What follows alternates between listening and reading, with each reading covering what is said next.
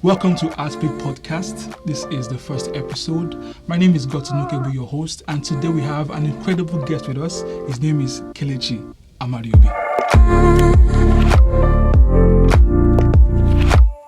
I'm taking you away from the shutter, the camera, and your painting. I'm bringing you here as a lawyer. People know that you're actually a lawyer, and that's your background. Yes. And it's an honor to have you here speak with us on copyright. Our topic today is art, the artist, and their copyright. Yes. First thing is, what is copyright? Oh, well, copyright is one of the rights subsumed in what people call intellectual property. Intellectual property is, what can I say? These are laws that were made to protect creatives who are using their mind to create, to conjure up things. So copyright is one of those rights. And copyright in itself really is the right to exploit, the properties within your creation. It's the right to commercially exploit the properties within a work of art, a work of literature, writing, music, composition, even film. A film. So it usually is in relationship with the arts and, writing, visual arts, and film. Those are the places that copyright becomes very, very relevant. So it is the property imbued in the work that is created by a creative that enables him to take advantage of some of those, and it comes in automatically. How do you mean automatically? Well, under the law, the creator, the person that made the work of art, music, film, the person that made the author, automatically owns the copyright. Once you make a work, yes, automatically you own the work. It is inherent in the making of the work. Yes, you own the work. You own the work, but you have to also make us know that you own the work. What I mean is, if it is for a photograph, for instance, if you're the one that took the photograph, that automatically shows us that you're the owner. Of course, for photographers, there's what is called metadata that is inside your camera. You need to make it obvious by putting your name and all those things can be imbued into the picture.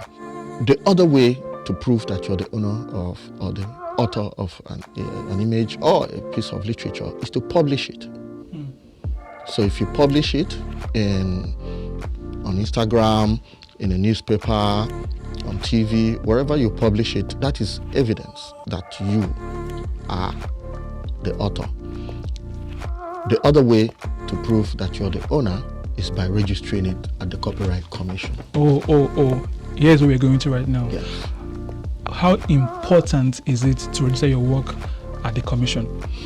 You know what? Even though it is automatic that it belongs to you once you're the one that created it, it's advised that if you create a piece of work that you think will be in the public domain, that you think is so important, you are advised it's better to go and register it at the Copyright Commission. What does that mean? Well, by registering it at the Copyright Commission, you've put the whole world on notice under the law that you're the owner of this. The date at which you registered it is relevant. Now for photographs and paintings, the visual arts, you register a copy of the thing and give a description and all that. If you check, you can actually do it online, and you have to pay a fee for that. There are different fees. Let me come in here, please. Are you advising that before an artist does an exhibition of their work, it is advisable to register those works as copyright at the commission? I will greatly advise on that. Once you publish your work, especially these days, you want people to see it in order to want to buy it. So by making digital copies of it and put it in any of the social media, when publications want to talk about your exhibition and all that, they will have to use maybe an image of it to illustrate. Well, your work would then be in the public domain. then becomes necessary to protect it. So if you go and register it at the Copyright Commission, then you have a certificate that says, oh, the copyright belongs to me. It just gives you a paper certificate, and it puts the government on legal notice that you're the owner. The other thing I find that makes it very necessary for you to register your work is that, well, the Copyright Act is the Copyright Act of Nigeria, which sort of restricts the application of that law within the territorial, integrity of one country. But then, when you put your work on the internet, it is global. Yes. So how do you protect your right in US, for instance, or in Brazil, or in Australia, far away Australia? Now, there are treaties that countries go into. Each country will go into a treaty, an international treaty, that, your country will respect the Copyright Act in my country, while mine will respect in your country. So any country that is privy to those treaties is then compelled to respect your copyright. So you can enforce in that other country. But what is the easiest way to show you're the owner and that Nigeria recognizes that you're the owner of the copyright? You bring out your certificate of registration. The question is now, has there been a time where your rights was violated, your rights was infringed upon, and what was an example of that situation? How did you cope with it? How did you go about it? Well, to tell you the truth, we live in a society that is, either ignorant of the import of people's copyrights, or is complacent, or, sometimes when things are done, when everybody's doing it, it starts to look like it's not wrong. A good example was in the days of the, bootlegged CDs, where everybody would just go and buy a DVD of a movie that sometimes is not out in the cinema, and they're selling it, everybody's buying it. That is theft, pure theft. But if everybody's doing it, somehow we collectively agree that somebody else's copyright is not that important, especially if you're not caught. Anyway, because of that, there is a wanton, and flagrant infringement on almost everybody's copyrights. For instance, I have found my work in traffic being sold. I've seen people carrying my picture. One day I was driving on this Kingsway Road. I saw somebody carry one of my pictures. I said, what? Now they took those pictures. When I looked closely at the thing, because I got the guy apprehended and all that, I took action. I didn't just let it go, because for me it's important to educate him. Yes. At least let him know he's doing something illegal, because these people, a lot of them are really ignorant of it. I found out that with the sharpness of that image, they actually took it straight from my Instagram page. You can just munch a digital file and go and print it, and they're selling it in traffic. Yeah, I'd seen that twice. There was somebody told me, Kelechi, I saw your work somewhere. They were hanging it in one of those outdoor galleries, and of course, again, I brought the police and got some people arrested and all that. What I'm saying is, don't let it go. Do something about it. You may not get to the end of it, but let somebody get some education. Let's talk about painters. Yes. A painter paints a work and he sells that work, and you ask him, I want to see that work again, and he says, oh, it's gone. What happens? This brings down to the practicals of intellectual property, IP. Okay? If you're an artist, apart from trying to protect your copyrights, you will only want to protect the copyright to your image if you know that it exists. And if you know the import of it and the way you can exploit it to further yourself. These laws were made to protect the creativity of artists and make sure that they reap from their labor, and that it was imbued with property so that it is transferable to your children. Right? Now, so one of the important things I would want creatives to take away from this is, look at that work that you're making. How can you make money from it beyond selling your painting to a collector? If you sell the physical painting to the collector, the law presupposes that you've transferred the physical work to the collector. He owns the physical work, but the copyright is still within your domain. It's still in you. That man, so to say, who has the physical work can enjoy the physical work by looking at it. He does not have the right to copy it and exploit the different properties and largesse that come from the copyrights. Now, let me explain to you. Copyrights includes your ability to make prints. So even though you sold the original painting, you can have a limited edition prints hand-signed, which you can sell sometimes for ridiculous amounts of money depending on the number of people that demand for it. Okay? You can decide that you want to merchandise it. Let us say a big company now says, oh, we love this painting so much, we want to now use it as the label artwork of one of our products. You can make millions of dollars from just that. You can decide that, I've decided to start a merchandising business where I'm selling mugs, t-shirts, and shoes, and headgear. You can have a whole shop full of merchandised imagery of your work. So you can go to a Kelechi Amadi shop where you buy t-shirts, shoes, handbags, mugs, and everything with Kelechi Amadi images on them. Those are things that you can explore and exploit. As that right is still automatically in the hands of the creator. Only by writing can you transfer it to a third party. It is transferable. You understand? Also, what is the length of time an artist owns a copyright? Copyright has a finite, period of time. It is, and also depends on the particular work. The longest that you get is for visual arts, fine artworks, which comes for paintings, sculptures, and photography. Okay, musical work, and writing, literature. Those you have the lifetime of the artist.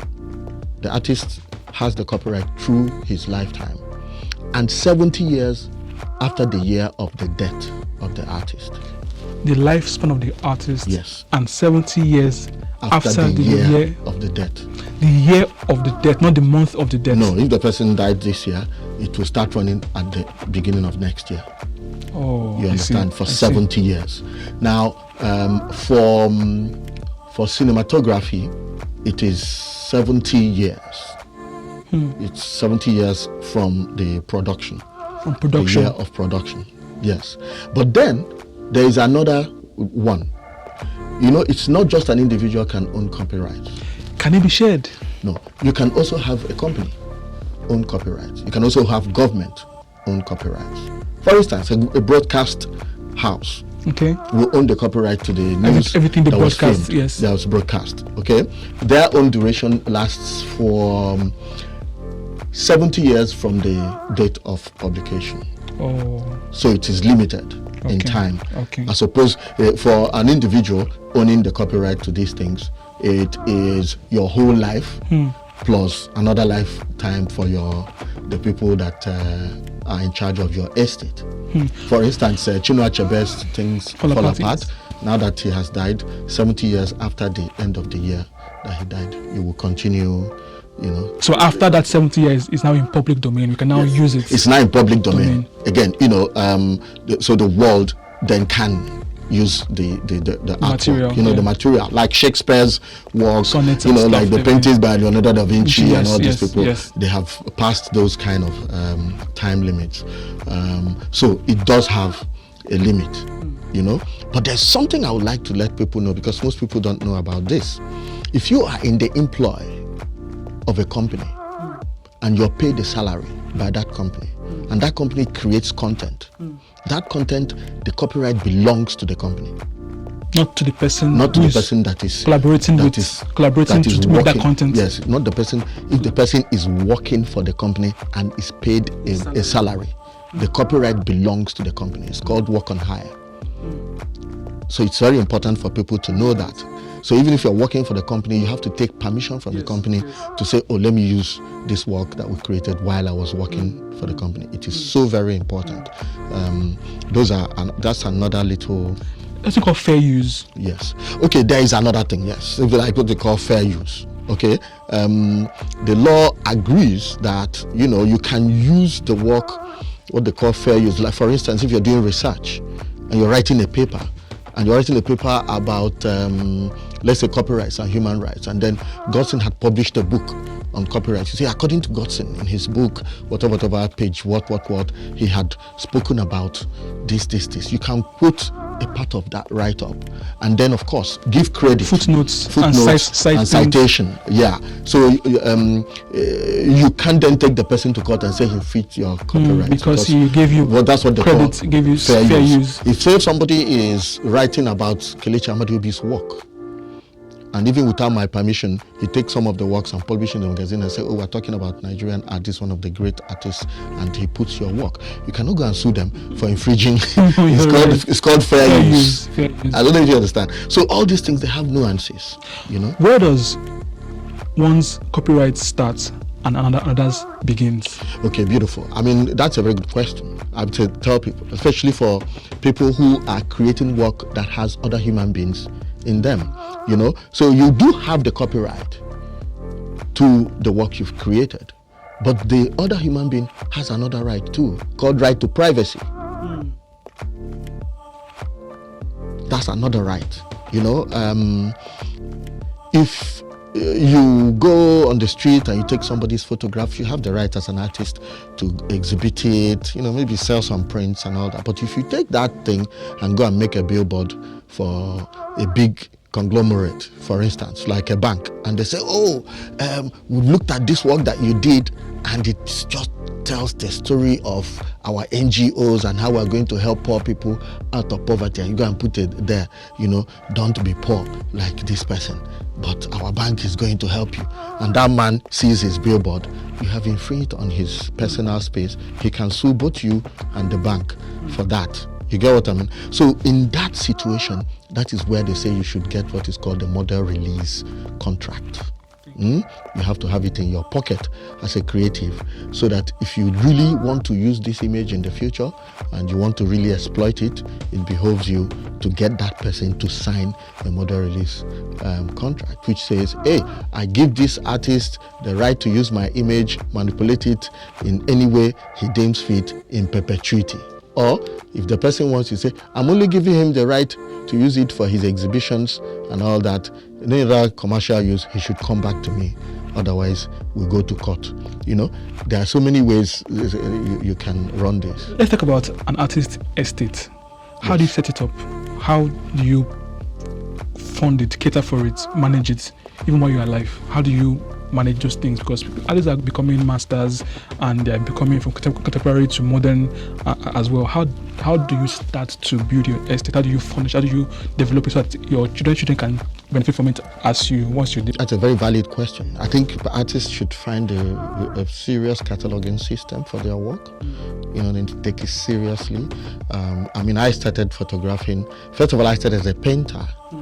So the first thing I did that even got me to start looking at intellectual property seriously was because I was a lawyer. I could understand that, hey, you know, there are several properties that lie in these works. I've stopped painting for over 20 years. Let me cut you. I will see you paint very soon.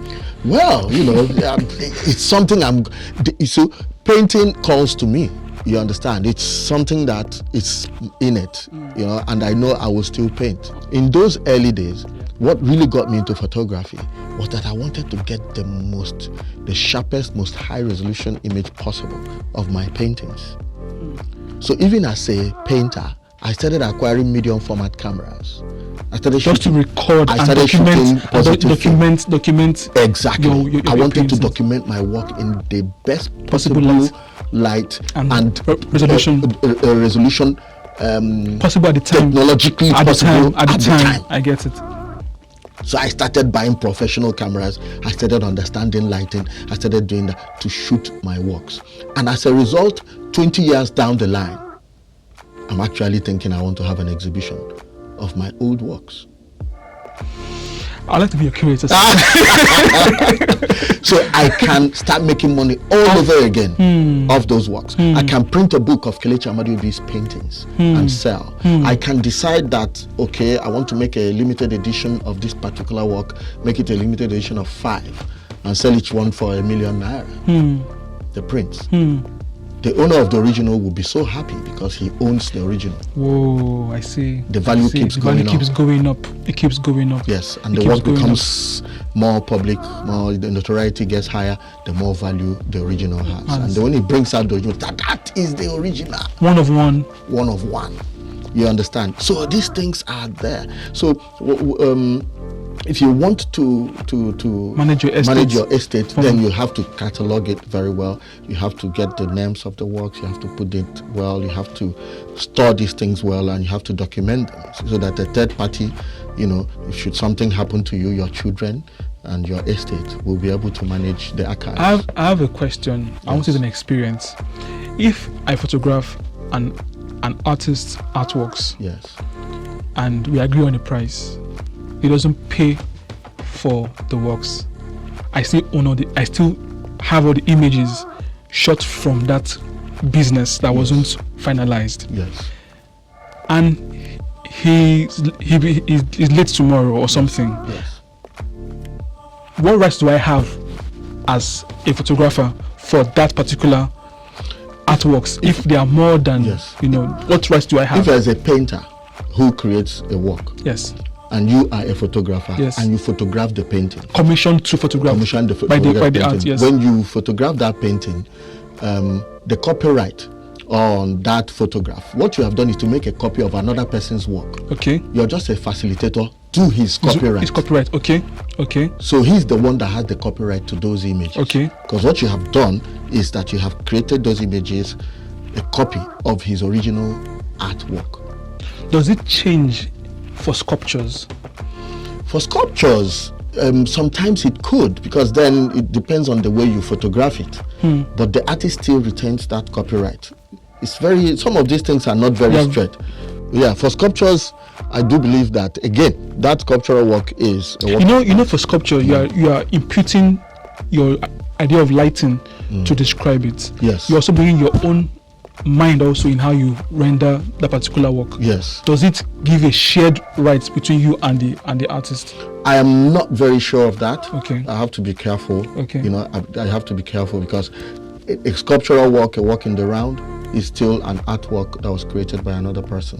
What are 3 things you want people to understand as artists, painters, photographers, sculptors, that will help the Nigerian creative space? People work all their lives and they don't have things to show for them. Yes. What are the things you've done right? What are your mistakes as well too? How do you correct them? Now, beautiful. Let me tell you, a lot of times for artists, you need to understand the value of what you have. It's when you understand the value of it that you then, as you value it, that your love and reverence, the absolute worship of your work will reflect in the way people see your work also. It's infectious. If somebody is you're coming to somebody's house and they say, please, I'm not trying to be rude, but if you don't mind, we usually leave our shoe outside. You start to value the floor. All of a sudden, you start looking at the floor. I'm like, this floor is something. If you're carrying an artist's work and he says, no, you have to wear gloves. I am sorry. Your hand is going to deposit a little acid on the print, which by the next 100 years will eat into the paper. Instantly, you start seeing that this man wants his work to be here and be sold in 100 years. All of a sudden, your own appreciation of that work. So artists need to understand that their creation, even though the physical work is no longer there, a copy of it has so much value. And that will encourage them to preserve it. That will encourage them to exploit it. So if you're an artist, for instance, God forbid something happens to you and you're no longer able to paint, you're no longer able to take photos, you can look at your entire archives and start promoting and still making a living out of it. And what this does for society is that creatives will spend more time trying to make amazing work. Society will enjoy more. True. A very, very good example is how come the Nigerian music industry has risen to this kind of exponential height. Just a few years ago, there was no Spotify, there was no Apple Music, there was very little ways that the artists could exploit the distribute copyright of their work. The CD business had been taken over by copyright infringement of the traders. Yes. So the artists were poor, even though their music was very popular. But now they're making so much money from all these that an artist can decide that he's not a performing artist, that he's just a studio artist, and he's still making millions of dollars out of his work. Because of that, see the ripple effect in the industry. People are concentrating more. People are bringing out better work. Better works, people are bringing out more refined productions. People now have money to build studio in their homes. People are paying producers and directors. People are collaborating with international artists. The industry has been reinvigorated. Why? Because because music is one of those genres of creativity that it is only the copyright that is the main source of making money. Exactly. Unless you're just performing to a few people. Often, which takes a toll. It takes a toll. Yeah, it takes a toll. How many people are you going to perform for? It takes a toll. Yeah, but everybody is listening to the thing. Is inside our ear. We're enjoying it, and we're paying for it.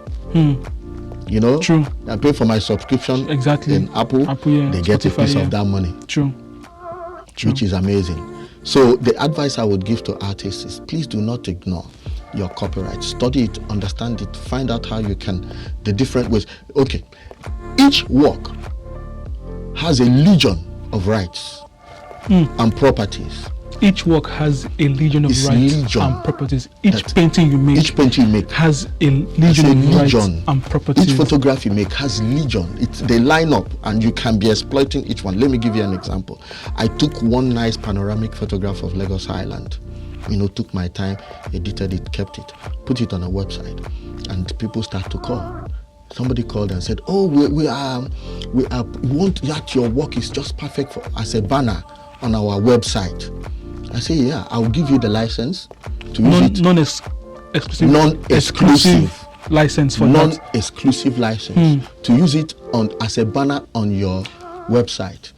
Okay. Another person calls and say, "This same image, we are a newsroom. We want to blow it up. I use it as a background for our newscasting." I say, "Good. I give you a non-exclusive right to make one print of it only to be used in your newsroom." For how long? Newsroom for a period of 1 year. Of 1 year. Okay.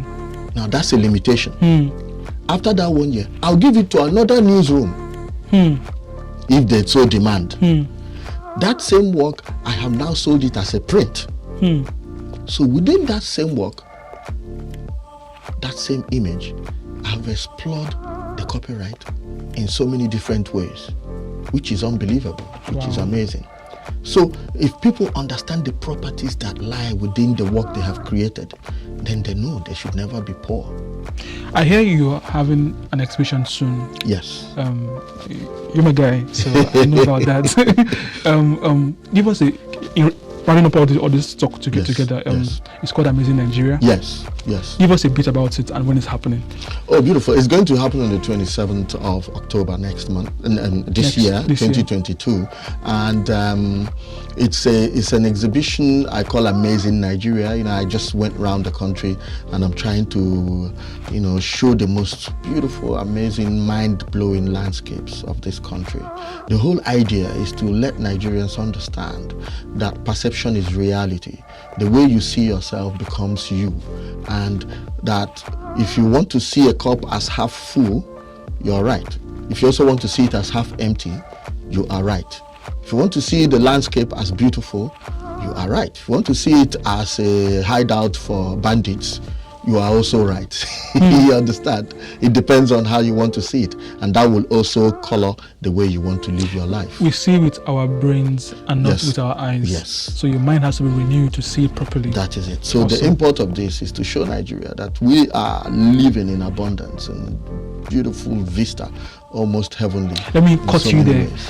Are those works under copyright right now? Yes. So those works, I haven't copyrighted all of them, but I'm going to copyright all those works. They're going to be registered. People will need those images. Immediately I bring them out, they will now be in the public domain. I don't even want any story about those images. Yeah. If you get what I mean. So those are the kind of situations that you say, you know what, pay a little money, get a certificate on it, and keep. So they know. How is it to get certificate for copyright? It's not difficult. You can do it online. You can do it. If you go to the Copyright Commission, to their website, you just follow all the steps, find out which one you are trying to copyright, find out the fee involved, you pay for it. It takes a little time, they will send you the certificate. It's very straightforward. Or you can go to their office and deal with real human beings and get it done. Otherwise, you can do it from the comfort of your home. Nigeria is getting more sophisticated. Thank you so much for your time, sir. I'm really, really good for your time. And I know you have a shoot right now to go to, but farewell, and thank you for giving us this education on copywriting. I dragged you out of the studio to the Lego room today, and thank you for it's been wonderful. shared with us.